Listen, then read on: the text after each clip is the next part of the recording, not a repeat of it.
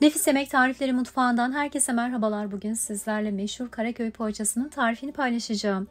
Görüntüsüyle, lezzetiyle pastaneden aldıklarınızı aratmayacak bu nefis poğaçaların yapılışına dilerseniz hemen başlayalım. Öncelikle yoğurma kabına oda sıcaklığında yumuşamış 250 gram tereyağı, birinin sarısını üzeri için ayırdığımız 2 adet yumurta, 1 çay bardağı ılık su, 1 tatlı kaşığı tuz, 2 yemek kaşığı toz şeker ve 4,5 su bardağı unu alalım. 1 paket instant mayayı da ilave edip hamuru yoğurmaya başlayalım. Burada kullandığımız un miktarı unun cinsine göre az çok farklılık gösterebilir. Ele yapışmayacak kıvamda bir hamur elde etmek için unu kontrol olarak eklemenizde fayda var.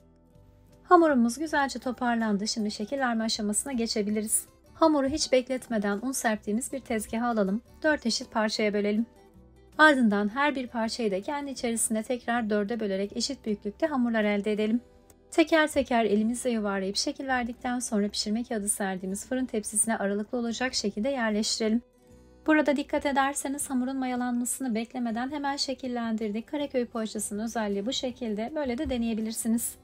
Şimdi tepsiye yerleştirdiğimiz hamurları elimizle bastırarak genişletelim.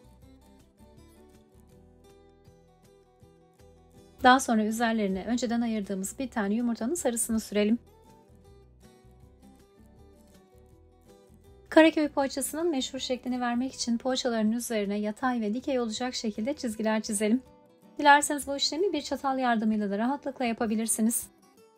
Son şeklinde verdikten sonra tepsi mayası için hamurları 1 saat dinlendirelim.